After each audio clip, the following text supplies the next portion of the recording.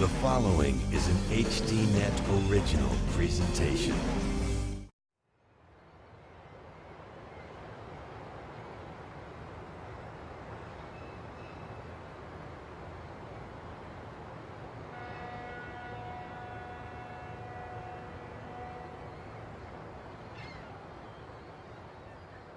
Good evening from Governor's Island in New York.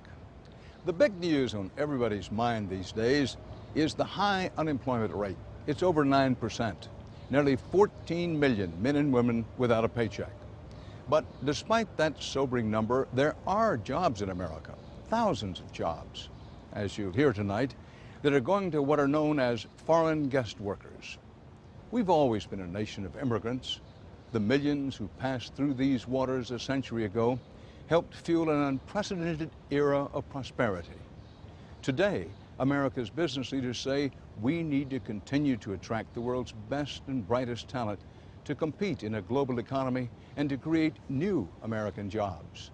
But tonight you're going to hear the voices of Americans who feel they've been displaced by foreign guest workers, who say the temporary worker program is different from immigration of the past. You will hear raw emotions, anger, and a lot of questions about why respected business leaders like Bill Gates would be arguing that America needs more foreign workers when so many of our fellow citizens are struggling to find a job.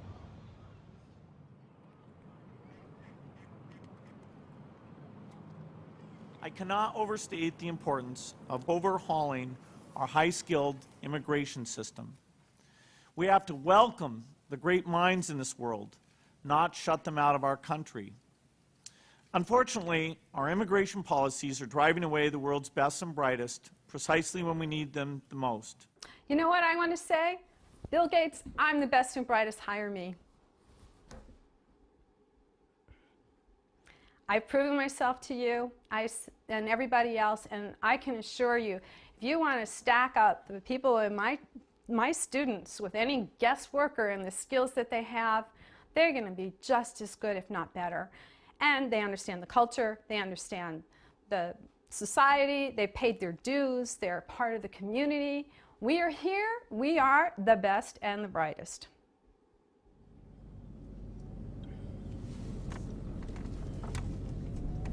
So yeah, this is the lovely Microsoft campus.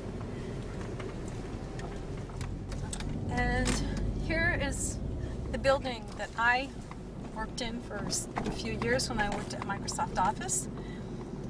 I'm not sure exactly, it's one of these buildings. It's the one that Bill Gates had started in or had like the original campuses across the street. But here's building 36.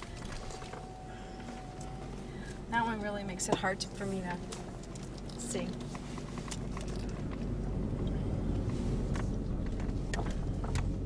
It's like when I started to understand what was going on with why I was laid off, it was like peeling back an onion, and I continue to just feel that every single time you pull it back, it's worse than what you would ever imagine.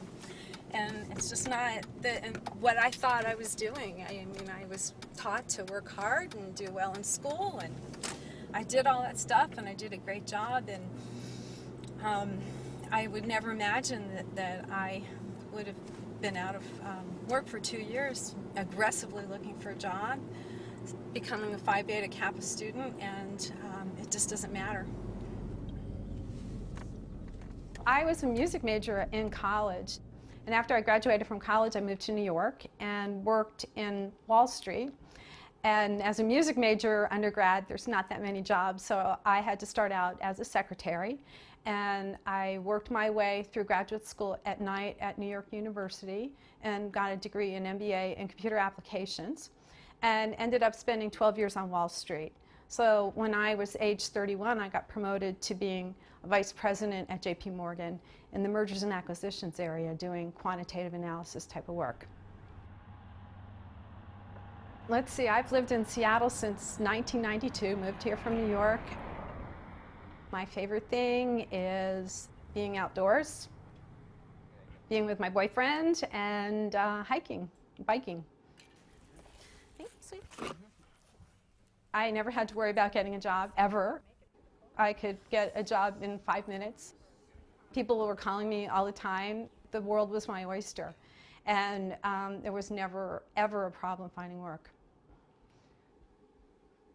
It changed in January 2009 when I was laid off from my job at Microsoft. They said that my position had been eliminated. I go into the room and there's somebody there with someone from Human Resources, and they had a package for me and said they're happy to go through everything in there, but that my position had been permanently eliminated and that I could leave that day. Thankfully, I called my boyfriend and he came and helped me collect my personal belongings and said goodbye to a couple people, and that was it. I never had that happen to me before. I've always done very well, and I couldn't for the life of me figure out what it was, and I thought, oh my God, have I gotten old? Am I losing my edge? I have no idea. It wasn't until a couple days later that I really figured out what was really disturbing about it, and it's because I was, for the most part, the most senior person on my team, and I was the only person laid off from the team. And 3 of the people that I worked with had been in the United States less than a year. I mean, up until that point, I was kind of, maybe ignorance is bliss. I mean, I just had been one of these people that had always been accustomed to working in a global environment. So I just assumed that global business is global business, and I don't know if one person has a special skill versus one that doesn't. And I know that Microsoft recruiting is very, I guess I would say, elite. And so, you know, it seemed that they were always hiring people from all around the world. And I kind of wondered, why weren't they hiring people from the local community as much? But I think that's a question a lot of people here ask. After Mary was laid off in early 2009, she started to realize that somewhere along the line, the job market had changed. It wasn't like the tech companies in Seattle weren't hiring. It's just that they often seem to be looking for foreign guest workers.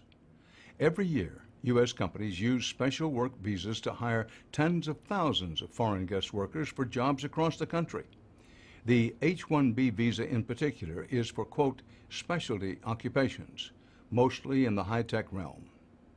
Mary, like most people in tech, says she'd always thought that by law, companies must first try to hire American workers. But that's not the case. According to Department of Labor guidelines, an H-1B worker, quote, may be hired even when a qualified U.S. worker wants the job, and a U.S. worker can be displaced from the job in favor of the foreign worker, unquote. There are very few people that know that the H-1B law does not make provisions for making sure that Americans are not affected by it. These employers can recruit exclusively offshore and never have any responsibility to hire an American citizen or even consider us. So the reason that I feel that employers are taking advantage of this system and not finding Americans is because they don't have to. It is not the law. I mean, first and foremost, they're cheaper. Secondly, they are at the beck and call of the employer, because if they don't do whatever it is that they're supposed to be doing, they're deported. I mean, their visas depend on having these jobs in principle. I look at thousands and thousands and thousands of these things. A lot of the jobs, there's nothing special about them. They just have a lot of initials next to them. A lot of the jobs, and I can show you hundreds of them, that they say no college degree, no major required. So there is no special education. Most of these positions, according to the Department of Labor, are entry-level jobs. So I'm now pulling up a site from India where there are a bunch of ads that are posted, and every day, I mean, right now there's 155 ads just in this one category alone that are all brand new that have come over, it looks like, in the last couple of days. And you'll see here, this one I was able to pull up because I've got my stealth mode in here. It's like any course, any specialization, graduation not required, okay? So is that best and brightest? Oh, yeah, this one's good. This particular company is looking to hire B1 or B2, visa preferred. Now, my understanding of a B2 visa is it's like you're a tourist. So when a B1 is somebody that comes over to the United States for a conference or something like that. So it's very odd to me that they would need somebody with that kind of a visa, because that would imply that they're here for a very short amount of time and they're writing health insurance applications. So let's just see what they want. .NET, VB, SQL, Windows development, preferred. Not a problem. I guarantee you there's 50 people right around the corner from here that can do that. This is what they lack. They're American citizens. A qualified American is not eligible to apply. I get so angry when I see these things. I think about all the hard work and so many deserving people that deserve a chance, and I see it every day. It makes me just beside myself. At the time that Microsoft laid off 5,000 American citizens in 2009, they were building this massive complex that is called the Microsoft Commons. It is an elite shopping mall strictly for Microsoft employees. I think I heard there were like 17 restaurants. People can get massages and haircuts and things like that. And they have exclusive shops. But the thing is that you're not allowed in unless you are a Microsoft employee. I feel very upset when I go look at the elaborate, expensive community that Microsoft has built up there, and I think, how many people in the community have lost their homes because they can't get work because of this situation? That's what makes me sad. I think that just one of those buildings probably could have saved 1,400 jobs at Microsoft in January of 2009.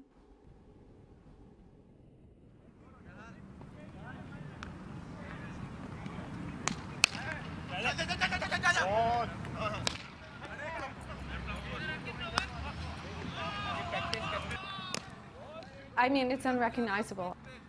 I cannot recognize the community. It's just not the same at all.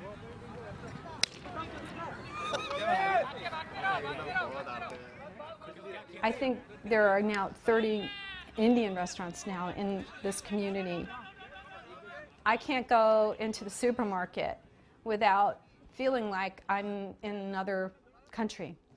I don't mean to say that that's bad, but when you've been in the community and you've contributed so much and you can't see even the people that you're used to seeing, I mean, the demographics are completely different.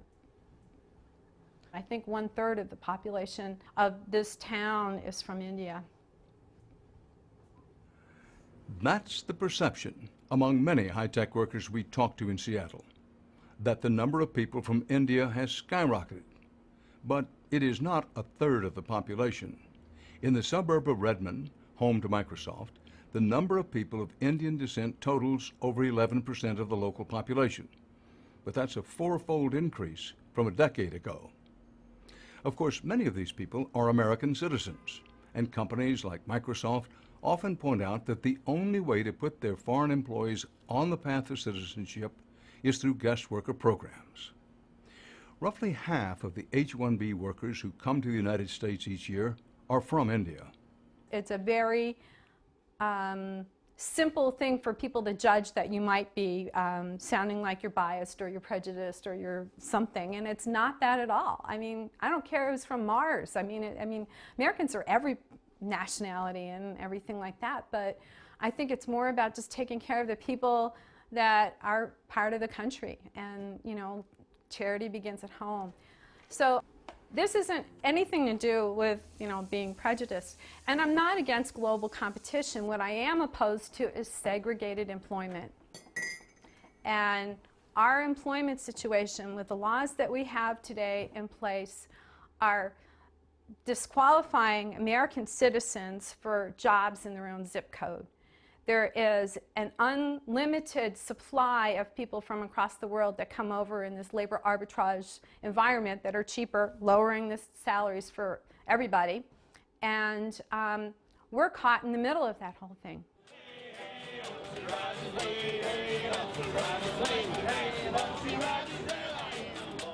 There's just not that many jobs available. I mean, things that were here 2-3 years beforehand are simply not around. I know so many people that have been out of work for a very, very long time, and it's just debilitating. I would go to a place called WorkSource for the state of Washington because you have to go in there and attend seminars, and they had a couple on like resumes and different things for older workers.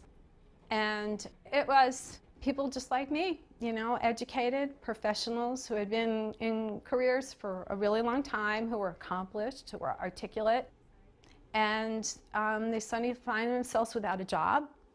They find themselves without health insurance. They find themselves in foreclosure and a lot of other things. It's heartbreaking. I hear regularly I'm overqualified, and I would go to the resume people at the school and at WorkSource and the outsourcing people. I say, what do I do so that I'm not appearing overqualified for these jobs? And so I would take a whole bunch of stuff off, and I was going to take my MBA off. And that was a big deal to me because I worked at night for 5 years to go and get that degree, and it was something I was really proud of. And the thought that I would have to take it off my resume was troublesome, to say the least. I just felt like it's either that or working at McDonald's, and I worked at McDonald's when I was 16, so I guess I could get something there. But yeah, that was what I was about to do. I'd say in general, one thing that I learned the hard way is that, you know, people would say, well, what have you been doing? And I told them the truth. I said, oh, I was laid off. And I'm going to school, and I'm Phi Beta Kappa, and I'm working part-time, and like the conversations would just stop. If I was on a phone interview or something like that, and they say, so what have you been doing? And I tell them I was laid off from Microsoft, and then immediately it changed, the tone. Thank you very much. The people that were laid off were considered damaged goods.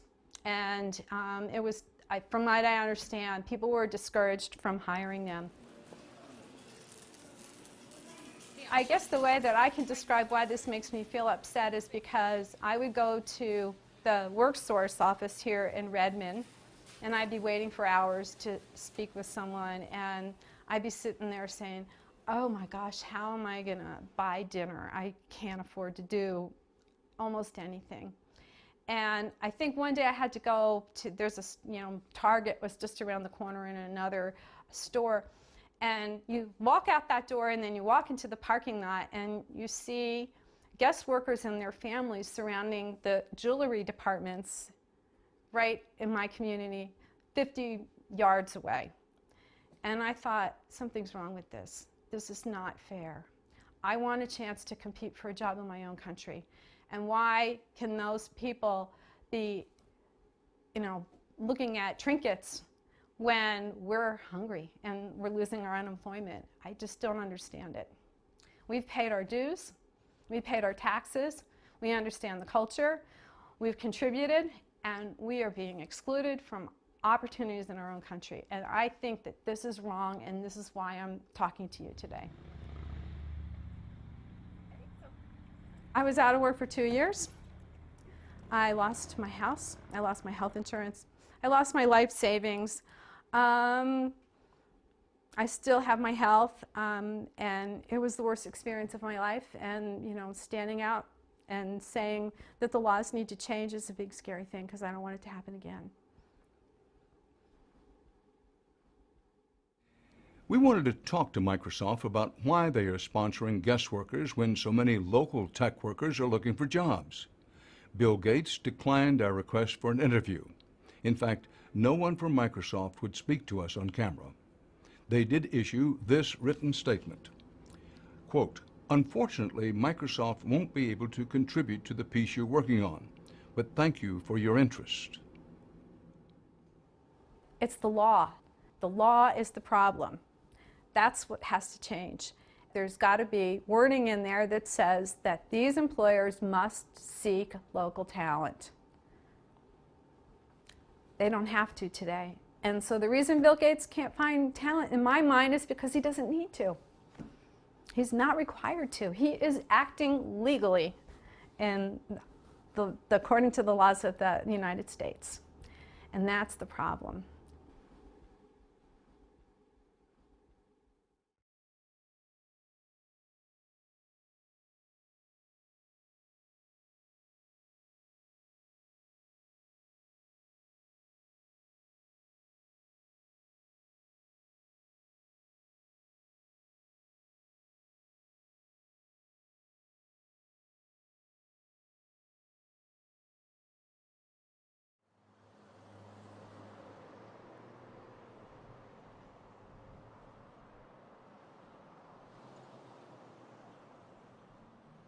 It seemed like when American Express management would go out of their way to tell us, don't worry, your job's not going to be sent to India, that's kind of the alarm of that's when you need to worry. That's American Express Service Center. It's where I worked for about 5 years. It got to be scary. I mean, you come in every day and wonder, is today the day I'm going to find out if my job's going to India? And there was just this constant threat of layoffs. We just get emails continually saying, you know, the economy's getting bad, we may have to do some layoffs, and I never thought it would happen to me. I never in a million years thought it would happen to me. I guess it was in the beginning of January, I was told that we're hiring 2 people from our service center in New Delhi, India, to come here and to help back me up because I was the only person doing my job. And so they brought these 2 guys over, and about a week after they were brought here, I was pulled into an office and told that I had 45 days to train these guys on how to do my job because I was being let go because they were going to take the job and send it back to India. They did not have the skill set at all for the position. I write SQL code from scratch, and that's what you have to be able to do to query data from these different tables. They didn't know the first thing about SQL. I had to basically teach them how to write SQL code on top of teaching them how to use it to extract all these different data points from these tables, and they just didn't get it. And I knew so many other people that would have been happy to take that job that have the skill sets that are right here in America. And I just don't understand how these 2 guys got picked to do this job when they didn't have the skills at all. It was really a humiliating experience having to train them. First of all, I was told by my director that if I didn't do a good enough job training them, they would withhold my severance package, which I couldn't afford to lose because it was a sizable amount of money based on the years I'd been there. So I was always every day living in fear that that they were going to find something that I didn't do good enough to train them and just take my severance pay away from me. It was explained to me that these 2 guys were hired so that American Express could save costs. I was making $47,000 a year. I flat out asked these guys, how much are you making? They're both making $10,000 a year. I know that American Express in India doesn't sponsor any kind of 401k programs. I don't believe there's any kind of health insurance benefits or anything like that. So in the long run, it was just a lot cheaper to hire these 2 guys over me. You can't live in the United States on $10,000 a year when you've got a family to support. I have 2 small children. There's no way I can compete with that. These guys in India, they could take $10,000 a year and, you know, telling me about how they've got a nanny to watch their kids and a driver to drive them places, and you can live like a king over there, but I can't compete with that here. You still feel like you have animosity? Oh, I definitely do, especially since I found out that the 2 guys I trained are now back here at my old office doing the job when I was told that the reason why I was let go is because my job was migrated to India. You know, I definitely don't blame the guys that took my job. I know they were kind of innocent victims in this, as I was. I don't harbor any personal resentment towards them. They were fun guys, nice guys, you know. They're just trying to make money to support their families as well. I think American Express should be ashamed of themselves for doing this. There's a lot of people that have worked there for many, many years that got put out of a job and it got sent to India. And these people, you know, they're in their late 50s, 60s. I mean, it's hard to start all over again when you're that old. I'm not suggesting they did anything illegal. I'm just suggesting what they are doing is hurting this country. You know, I'm unemployed. I can't find a job now. I'm not paying into the tax system anymore. I'm not paying into Social Security, etc.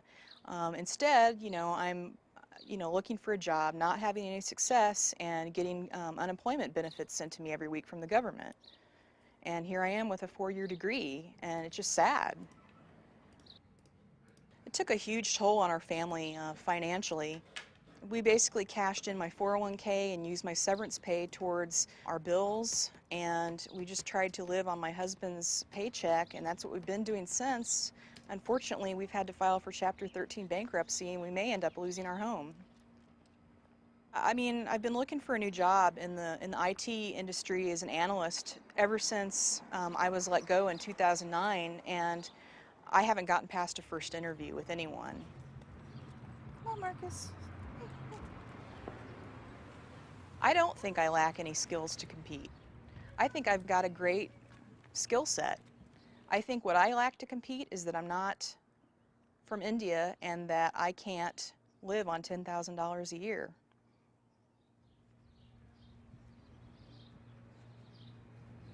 We made repeated requests to speak to representatives of American Express. They, too, refused an interview. But in a statement, they said, quote, "We are not able to discuss specifics about current or former employees. American Express is an equal opportunity employer, and as a truly global company, we have more than 60,000 employees located around the world. We strive to have the right people in the right place servicing our customers," unquote. Diane has decided to leave the technology business, and she's going to cosmetology school. But starting over isn't for everyone, especially for tech workers who've lost their jobs in the twilight of their careers.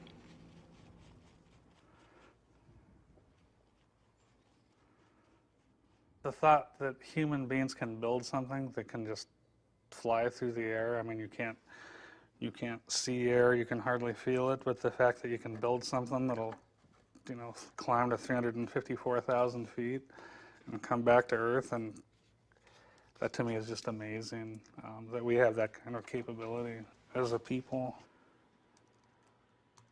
Well, I've always been interested in aerospace. I grew up during I was 9 years old when Neil Armstrong walked on the moon, and that's always, you know, been a part of me. And I wanted to work in that field. And so it just seemed natural that I would work for Sperry because they were a big company locally. You know, a lot of people worked there. I was actually still in college, and I went and applied at Sperry. And by the time I drove home from the interview, they had already called the house to offer me a job. So that's how that all started. And I stayed at the same company for 27 years, although the company changed names repeatedly. It was acquired by Burroughs, changed its name to Unisys, was acquired by Honeywell, and then merged with Allied Signal. And I went from being just a test technician on the bench to ending up in test engineering, where I designed test systems and wrote the software for them. Test engineering isn't normally what companies like to spend money on. They don't generally see it as a value-added sort of thing. And so they had made the decision that an organization in India was going to do the majority of the test engineering. So they were bringing people in from India to learn what we were doing. And they told us that in the end we would be managing the Indians while they did the actual technical work in Bangalore. And probably not all of you were safe, some of you. They didn't say who, they didn't say how many, but it was obvious that if the line engineering, you know, the production engineering was going to be done in India, that we wouldn't all be there in the future. Well, he didn't tell me that part.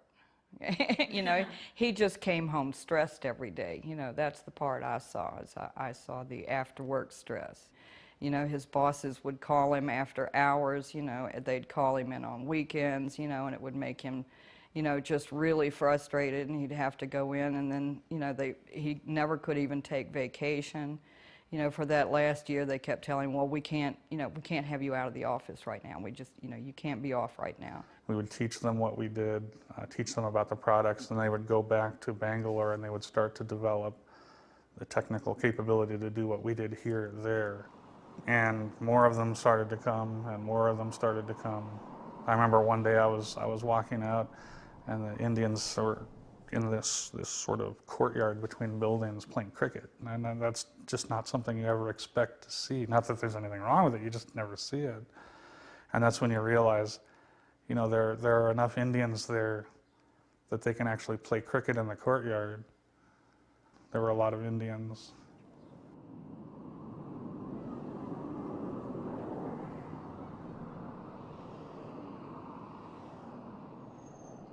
I called him at work, and, you know, he usually, you know, had a voice message, you know, answering message on there. And I thought I had dialed the wrong number, because it was the message telling me the extension numbers of his bosses.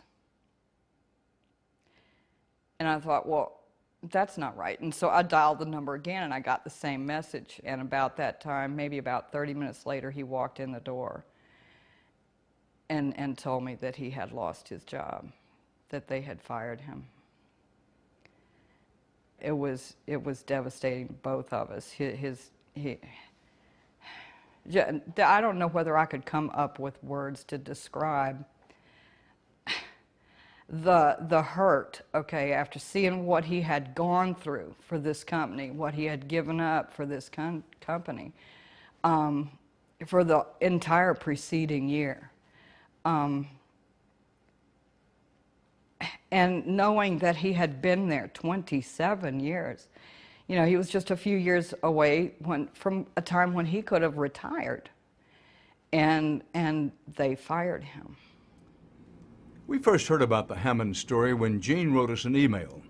She said Honeywell fired her husband for what the company said was defrauding them by leaving work early too often.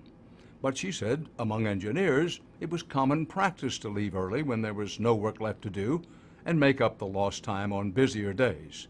She told us her husband kept track of his hours on time cards he kept in his desk.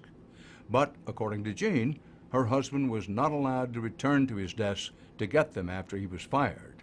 Oh, I was so angry that, that they're just real lucky that I wasn't the only one to come across them if they were out of water and broken down in the desert somewhere, because I just waved. And I was terrified for him, because he was just deflated, totally deflated after that. You could just look at his whole demeanor was just caved in. Well, after that, I thought, well, I'd just take a couple of weeks off and then start looking for something new. And then I had a heart attack. And, you know, he had a heart attack. had a heart attack on the morning of July 4th. Yeah. And the next day was in surgery, having a quadruple coronary bypass. Well, it seems a little bit more than coincidental to me that he has this heart attack 2 weeks after he's fired, you know, when he's still in this completely deflated state, completely humiliated state. He lost his job, he lost his insurance, he lost his life insurance, he lost, what else did we lose? God, it was a laundry list, you know, and then he had the heart attack. So we had to like run out, we had to quick apply for COBRA, and found out that was going to be $1,500 a month. We're like, well, that's going to take a bite out of the savings. You know, we thought, wow, we've made it to the part where it's supposed to be okay, you know, and we can relax a little now, you know, almost done. Yeah, and then no, no. So yeah.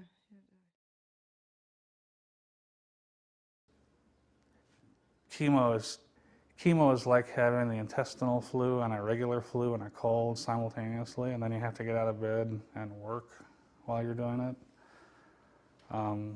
I had to wear Depends to go to work. Your digestive tract becomes so unreliable you can't be more than 30 seconds away from a bathroom. There were times I couldn't make it to work. I'd have to turn around and come home and throw my clothes away. It's so embarrassing. I don't think that's why people don't work when they're getting cancer treatment. Usually. Because, yeah, the legendary bookstore experience and things like that, yeah. We don't have to go into everything. So it's very hard. It's very hard. Hey, pretty pudding. Come here. When I went in for the tandem bone marrow transplant, which was part of my chemo treatment, the hospital wanted $150,000 up front to do it. The normal fee that they charge Medicare or whoever is $300,000, but if you pay in cash, they'll cut it in half. So most of my 401k was to pay for that. We don't have retirement. I don't have any retirement prospects anymore, unless I win the lottery. Yeah. What is it? You're just gonna work until? Yeah, I'll work until I slump over at my desk, and then they'll just roll me out in my chair, and that'll be it. I don't blame anybody for him getting cancer, certainly not. That just happens to people, But I do blame the corporation that put us in such a poor position to deal with it. And the corporations that do that to thousands upon thousands of other people. We asked to interview a representative from Honeywell Aerospace, but they declined our offer. Instead, they too released a statement which reads in part, quote, Honeywell Aerospace has moved no engineering test work from its Phoenix, Arizona operations, unquote. Former Honeywell workers we spoke to, however, confirmed much of Hammond's account about the company shifting engineering work to India. Business leaders and politicians say it's important to bring highly skilled foreign workers to the United States to stay competitive in a global market. But these advocates often make no distinction between temporary work visa programs and traditional immigration, which allows newcomers to live permanently in the U.S., build lives, and open businesses. The nuances of immigration policy leave many Americans confused with the rhetoric coming out of Washington. We should make it easier for the best and the brightest to not only stay here, but also to start businesses and create jobs here. In recent years, a full 25% of high-tech startups in the U.S. were founded by immigrants. That led to 200,000 jobs here in America. I'm glad those jobs are here. I want to see more of them created in this country. We need to provide them the chance. Create jobs for who? I'm curious. I seriously, I want to know, when they say, this is what we need in order to create jobs, who are they creating the jobs for? The people of India? Is that who they're talking about? Or are they somehow trying to convince us that by giving our jobs to foreign workers, that's somehow creating work for us? He could have a t-shirt printed up that says best and brightest. But his job is in India, and he had to find a new one.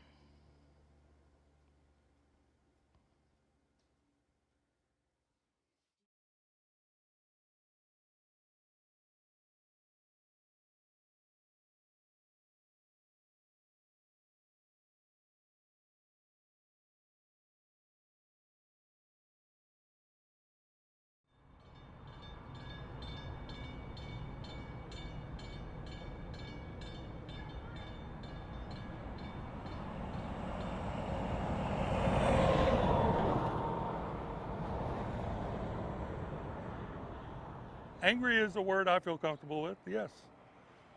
Yes. And I've already told you what I do whenever I drive by the campus facility. I send them a one-finger salute just out of force of habit. Blue Cross and Blue Shield is the largest employer in the city of Jacksonville, and they have hired over 600 guest workers in the IT area. And I used to be an IT worker at Blue Cross and Blue Shield of Florida. I am still doing IT work as a contractor, no longer working for Blue Cross of Florida, but the Indian population apparently is.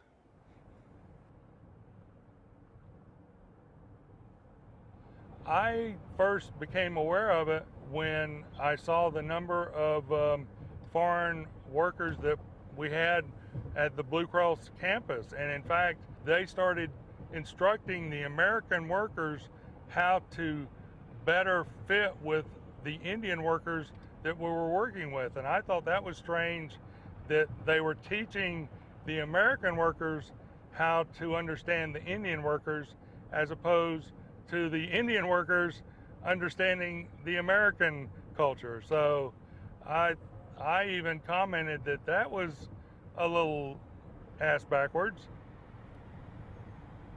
They treated me as if I was a corporate asset. So once I got to a period where the cost benefit according to them was negative, I was cut loose. They used to be what was known in the Jacksonville community as a family company.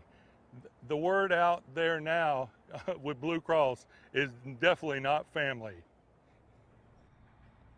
About 10 years ago, they started laying off long-term employees, trying to save money. And so in 2008, I came down with cancer in March and went on long-term disability for 6 months. And when I came back, a week after I came back, they laid me off for good after 23 years. So,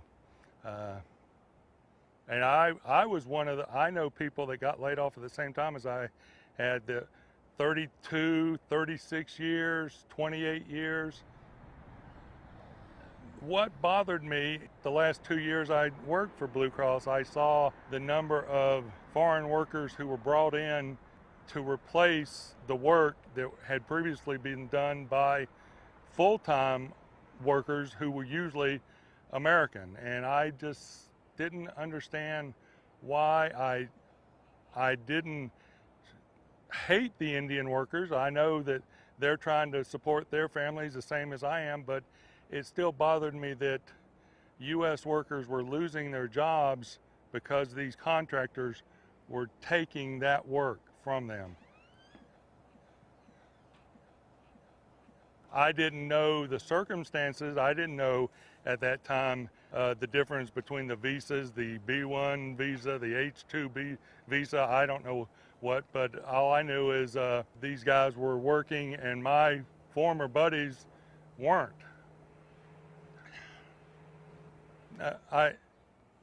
Pardon my French, that's bullshit. And that's, I know for a fact there's gobs of people out there in America that have that experience, but they think that it's cheaper to bring in guest workers who they can let go or they can hire on the cheap, and after the project is done, then let go. So there is a lot more flexibility with the guest worker.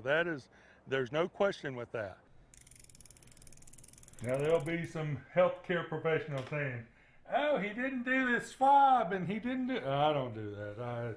No one's using my needles. Okay, yeah. We had an Easter lunch today, so it's a little, had to have some Easter candy, so it's a little high. When I saw so many of these Indians taking what I thought were my fellow American jobs, I started saying some pretty bad stuff, and I didn't like the words that were coming out of my mouth. And she would comment, you know. Because as a nurse, you know, you deal with all types of people, all types of cultures, all types of problems, and we pretty much have to be non-judgmental toward our patients to provide good care. But, you know, there is definitely, in the last few years, there's definitely an influx of Indian families here. I was saying some pretty what would be considered bigoted stuff. Yeah. And I didn't and like that bothered me because I'm not. We aren't that But I generally couldn't. that way. But what about Jordan? Is he still sticking it out there at Blue Cross? Yep. What grade is he? Is he freshman or sophomore this year in high school? I was not given an opportunity to go into these other IT areas and apply for that position. I was deemed not skilled enough to do that position, even without any job interview, even without any chance to get the training required to do that job. A lot of these courses, you can learn it in 2 weeks. You're telling me for someone who's been with the company 25 years, you're not going to give them 2 weeks to learn a skill set that allows them to stay with the company? That's just a little short-sighted. And these executives that have been with the Blue Cross for 30 years, they seem to think that their magical managerial skill set, oh no, Indians can't do that. Oh, give me a break. I did work for legal, I did work for human resource, I did work for marketing, and I got commendations time after time again saying I delivered more than what they asked. Thanks a lot for doing that. That was really sharp of you. But I know from working with these Indian workers that they will do exactly what you ask them to do and no more and nothing else, because the ingrained culture of them, and once again I'm saying it in almost a bigoted fashion, them, I hate that, but it's just, I have no way else to express it. They only do what you ask them to do in the job specification. They will not do anything else. And if the job specs are wrong, they will still do it that way because that's what you ask them to do. Obama, as far as I'm concerned, I voted for him. I was a campaign worker for him. I'm very disappointed in what he's doing for the American worker and the future of America, including my son. He's selling us out, as far as I'm concerned. We've told our son that realistically his generation is screwed financially. So I've told Keegan, well, at least, hopefully, if your mom and I die young, which is what we're expecting to do, you'll get a pretty good nest egg for my retirement. So that's what we're saying, you know. That's, and unfortunately, He's that kind of become language, much more cynical. That kind of language, parents are not used to saying that kind of stuff. In America, the generation, it used to be a given. The next generation is going to have an improved standard of living and improved lifestyle, and we already know that that's not going to happen. I've noticed over the years since he's been let go by Blue Cross, he's become very cynical. It's hard to see him like this, yeah. Sometimes I have to smack him. But, you know. I worry about our son, I really do. Yeah. Their future is screwed. Screwed, blued, and tattooed. They got nothing.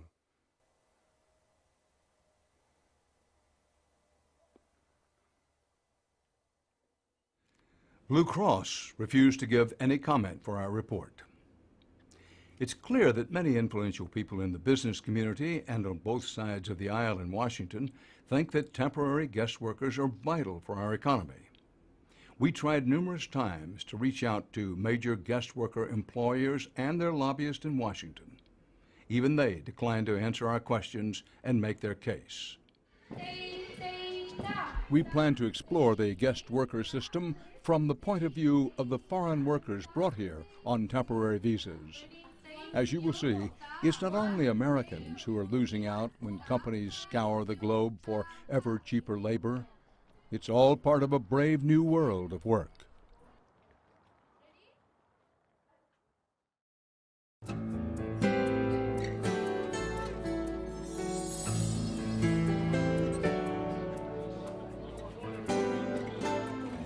We end our report tonight back in New York Harbor, where tourists from around the world come to learn and experience America's rich immigration history. There is the Statue of Liberty, which for decades was a welcome sight for the millions of immigrants crowded on ships who had just endured an often harrowing journey across the open Atlantic. Ellis Island, the famed entry point for the great European migration boom of the late 19th and early 20th centuries, is now a national museum. And those who stop to study the pictures and read the exhibits learn that many who came to America in what is now considered a golden age of immigration faced hardships and sometimes even violent discrimination. America is a nation of immigrants. But each new wave changes our country and disrupts the status quo. And into this complex history falls the current guest worker system we've looked at tonight. The business leaders who advocate expanding today's guest worker programs are eager to tie them to America's most noble immigration traditions, another chapter in the history of a land that has drawn the world's strivers and adventurers from its earliest days. They say many of these guest workers will set down roots in America and help build the economy and create new jobs. But critics, like the American workers you heard from tonight, say these temporary guest worker programs are taking away American jobs, not creating them. They say the programs drive down wages, exploit foreign workers, and are undermining the American dream. With unemployment so high and the economy still struggling to recover, these debates take on ever more importance. We will continue to follow them. And that's our report for tonight. From Governor's Island in New York, for HDNet, Dan Rather reporting. Good night.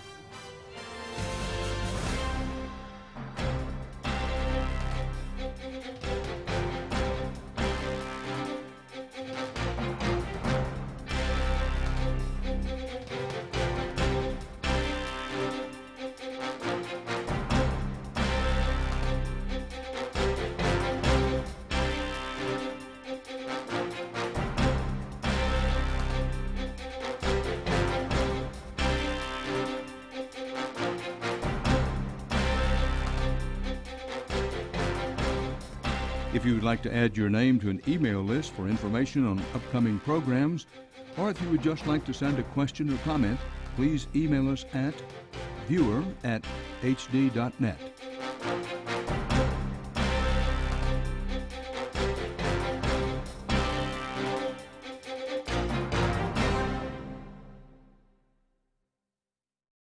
People were calling me all the time. The world was my oyster. And there was never, ever a problem finding work. It changed in January 2009 when I was laid off from my job at Microsoft. They said that my position had been eliminated. I go into the room and there's somebody there with someone from Human Resources, and they had a package for me and said they're happy to go through everything in there, but that my position had been permanently eliminated and that I could leave that day.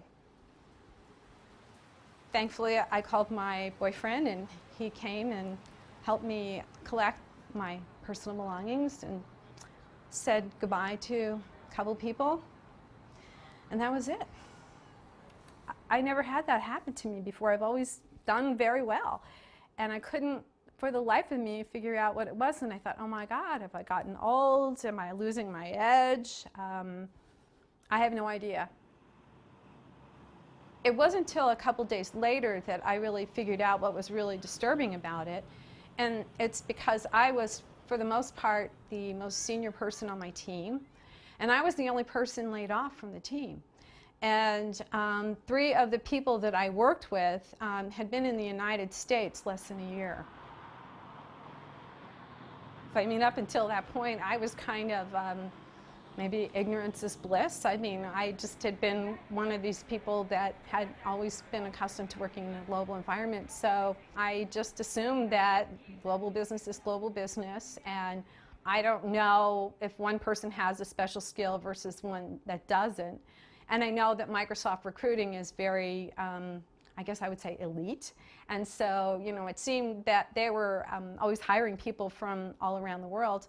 And I kind of wondered why weren't they hiring people from the local community as much, but I think that's a question a lot of people here ask.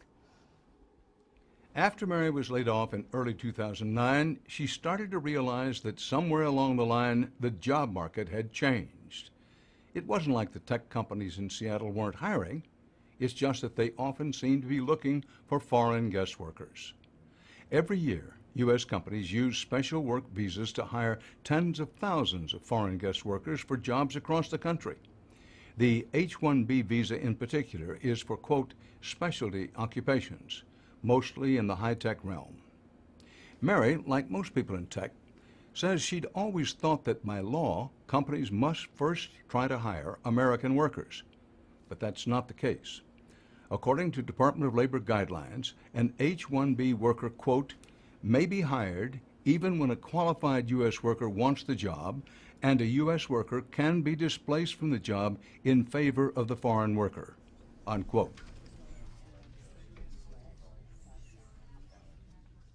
There are very few people that know that the H-1B law does not make provisions for making sure that Americans are not affected by it. These employers can recruit exclusively offshore. It's like when I started to understand what was going on with why I was laid off, it was like peeling back an onion, and I continue to just feel that every single time you pull it back, it's worse than what you would ever imagine. And it's just not what I thought I was doing. I mean, I was taught to work hard and do well in school, and I did all that stuff, and I did a great job, and I would never imagine that I would have been out of work for 2 years, aggressively looking for a job, becoming a Phi Beta Kappa student, and it just doesn't matter. I was a music major in college. And after I graduated from college, I moved to New York and worked in Wall Street. And as a music major undergrad, there's not that many jobs, so I had to start out as a secretary. And I worked my way through graduate school at night at New York University and got a degree in MBA in computer applications and ended up spending 12 years on Wall Street. So when I was age 31, I got promoted to being a vice president at JP Morgan in the mergers and acquisitions area, doing quantitative analysis type of work. Let's see, I've lived in Seattle since 1992, moved here from New York. My favorite thing is being outdoors, being with my boyfriend, and hiking, biking. Thank you, sweet. I never had to worry about getting a job, ever. I could get a job in 5 minutes.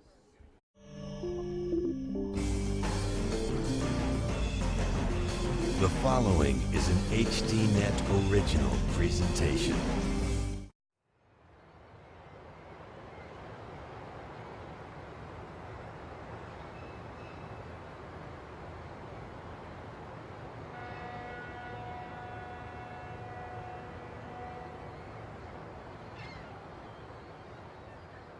Good evening from Governor's Island in New York. The big news on everybody's mind these days is the high unemployment rate. It's over 9%. Nearly 14 million men and women without a paycheck.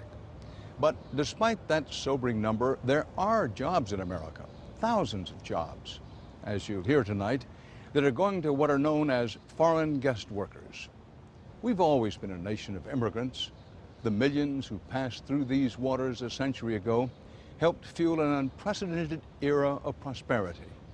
Today, America's business leaders say we need to continue to attract the world's best and brightest talent to compete in a global economy and to create new American jobs. But tonight you're going to hear the voices of Americans who feel they've been displaced by foreign guest workers, who say the temporary worker program is different from immigration of the past. You will hear raw emotions, anger, and a lot of questions about why respected business leaders like Bill Gates would be arguing that America needs more foreign workers when so many of our fellow citizens are struggling to find a job.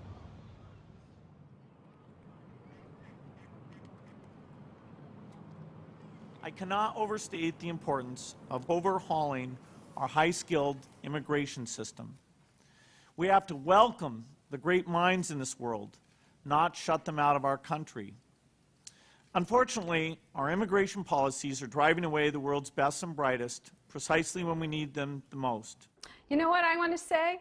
Bill Gates, I'm the best and brightest, hire me. I've proven myself to you and everybody else, and I can assure you, if you want to stack up the people in my students with any guest worker and the skills that they have, they're going to be just as good, if not better. And they understand the culture, they understand the society, they paid their dues, they're part of the community. We are here, we are the best and the brightest.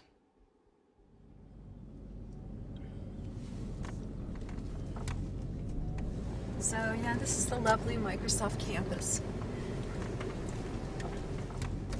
And here is the building that I worked in for a few years when I worked at Microsoft Office. I'm not sure exactly, it's one of these buildings. It's the one that Bill Gates had started in or had like the original campuses across the street. But here's building 36. That one really makes it hard for me to see.